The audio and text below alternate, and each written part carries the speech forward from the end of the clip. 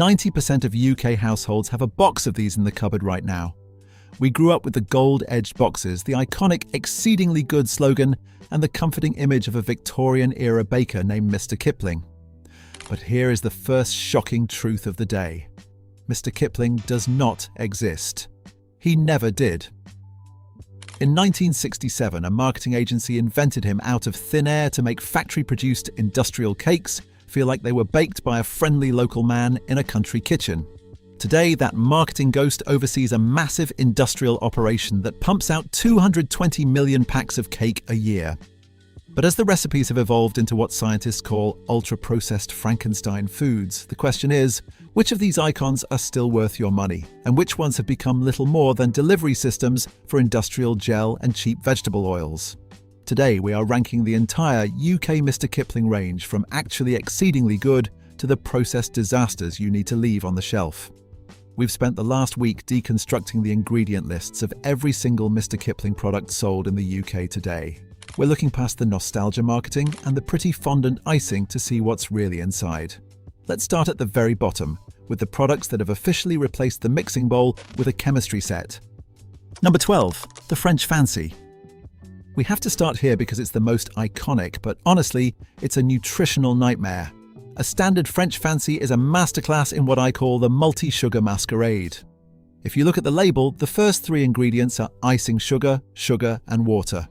In fact, these are over 57% sugar by weight. But notice the texture. It's always perfectly moist, isn't it?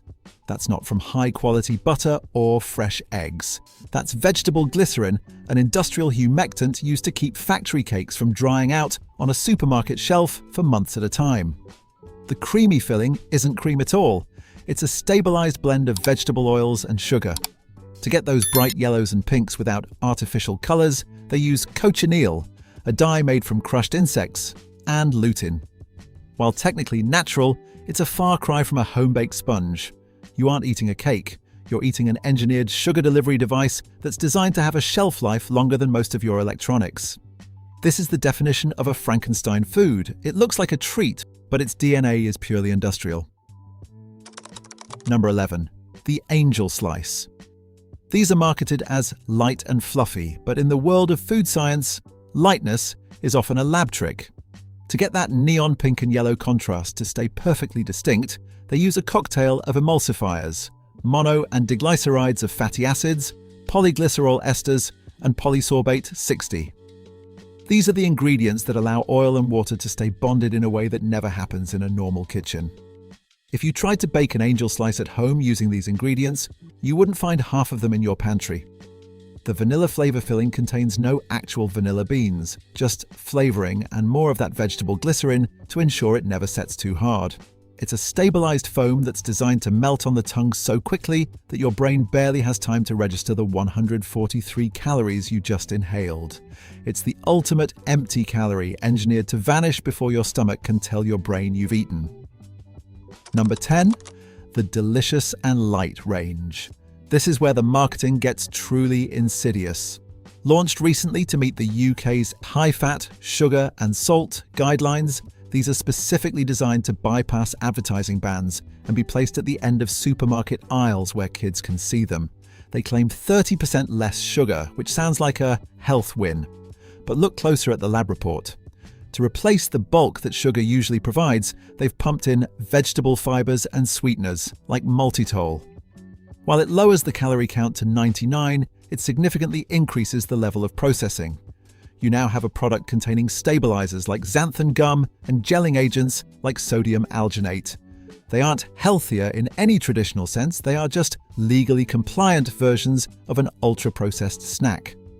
They've replaced sugar with a chemistry set to maintain the same mouthfeel, proving that the manufacturer cares more about the advertising regulations than the nutritional integrity of what you're putting in your body. Before we hit the top 9, if you're finding this deep dive into the UK's favourite snacks helpful, hit that subscribe button right now. We're on a mission to unmask the nostalgia marketing that big food corporations use to hide their ingredient lists.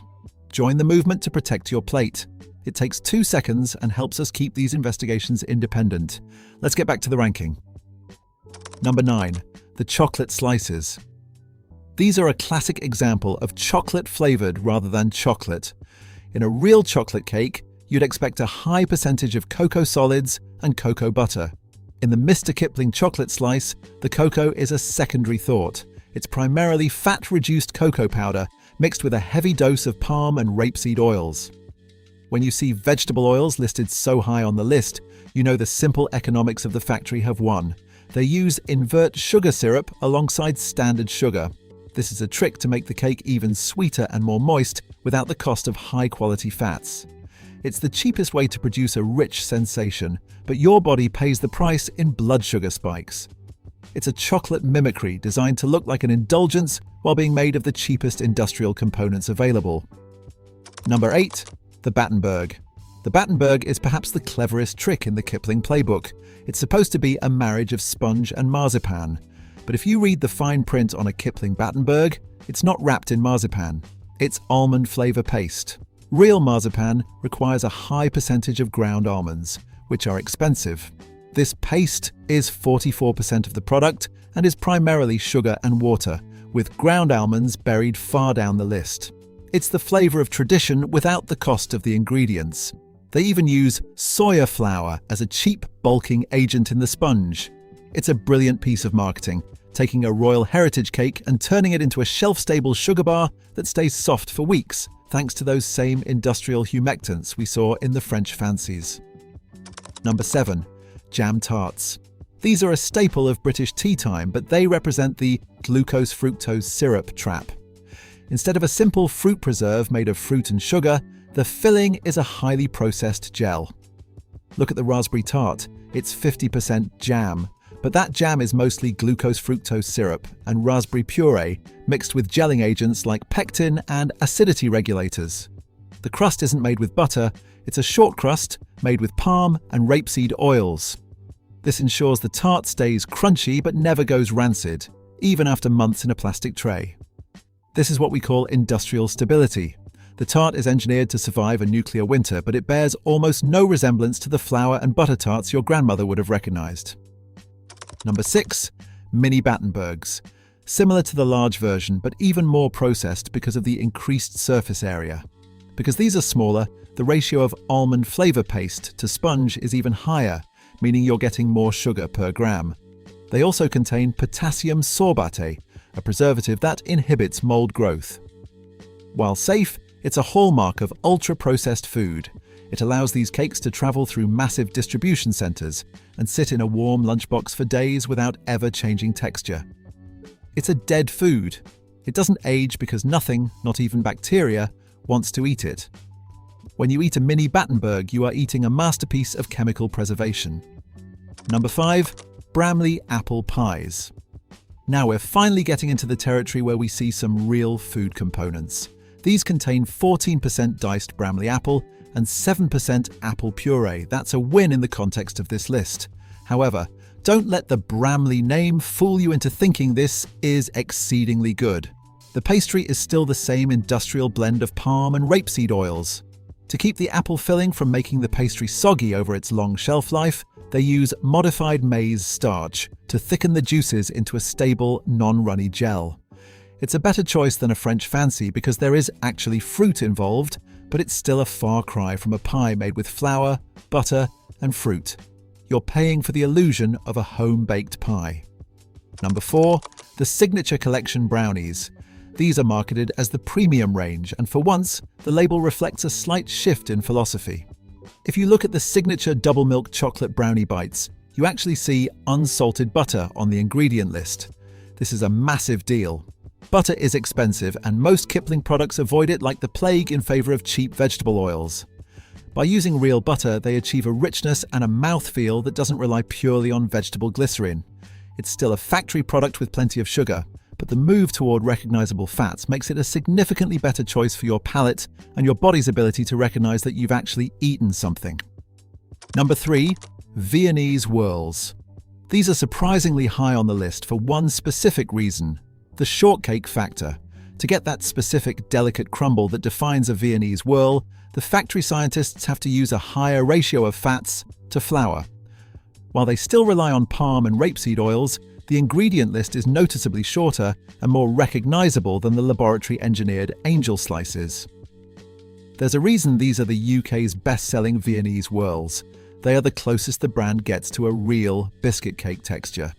They feel like a treat rather than a chemical experiment, and they don't leave that oily film on the roof of your mouth that the cheaper slices do. Number 2, the Signature Collection Fruit Pie. This is the safe haven for those who want a treat without the full chemistry set. Because it's part of the premium line, the fruit-to-pastry ratio is higher, and the use of the most aggressive additives is lower. The pastry is richer, and the filling relies less on industrial gel and more on the natural pectin of the fruit to hold its shape. It's still a processed food, let's be clear, but in a ranking of the UK's biggest cake brand, it stands out as one of the few products that doesn't feel like it was designed by a committee of accountants and chemists trying to shave half a penny off the production cost. Number 1, the Cherry Bakewell. This is the king of the Kipling range, and while it's number 1, it comes with a massive caveat. It is the number 1 because it is the ultimate nostalgia trap that actually manages to deliver on the promise of the brand. It uses real ground almonds, albeit in small amounts, half a glacé cherry, and a pastry case that, while industrial, manages to feel like a traditional British tart. However, look at the fine print. It still contains sulfur dioxide to preserve the cherry and sorbitan monostearate as an emulsifier. It wins not because it's healthy, but because it's the most honest representation of what Mr Kipling was intended to be. A treat that feels like home, even if it was made in a factory in Stoke-on-Trent. It's the best of a processed bunch. Why does all this technical breakdown matter? It's not just about counting calories, it's about hyperpalatability.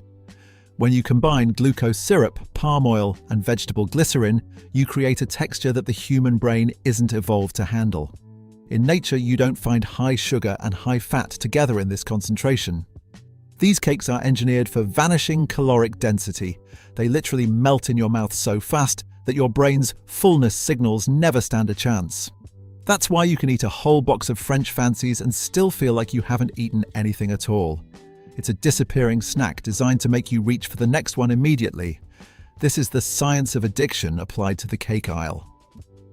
So when you're in the Tesco or Asda cake aisle, here is your cake DNA checklist to avoid the Frankenstein foods. 1. The glycerine rule. If vegetable glycerin is in the top 5 ingredients, put it back. That cake wasn't baked. It was preserved for a shelf life it doesn't deserve. 2. The paste versus marzipan test. Always check if it's almond flavor paste. If it is, you're paying a premium for flavored sugar water and flour. 3.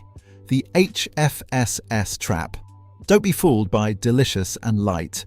These are often more processed than the originals because they have to use stabilizers and thickeners to replace the structure that sugar usually provides. 4. The butter search. If you see real butter, it's a sign the company prioritized quality over the absolute lowest production cost. Mr Kipling isn't a baker. He's a brand name owned by Premier Foods, a multi-billion-pound corporation that also owns Bisto and Oxo. They aren't exceedingly good because of their traditional recipes. They are exceedingly good at using nostalgia to mask industrial food science. The next time you want a cake, every pound you spend is a vote. You can vote for the multi-sugar masquerade of a French Fancy, or you can vote for real ingredients by choosing the Signature Collection or visiting a local UK bakery that uses actual eggs and butter. Hit that hype button if you're tired of being sold Frankenstein foods under the guise of tradition. Leave a comment below. Which iconic British brand should we unmask next? Is it the chocolate bars? The cereals? Let me know, and make sure you're subscribed because we're going to keep exposing exactly what's hiding in your shopping trolley. Until next time, read those labels, trust your gut, and protect your plate.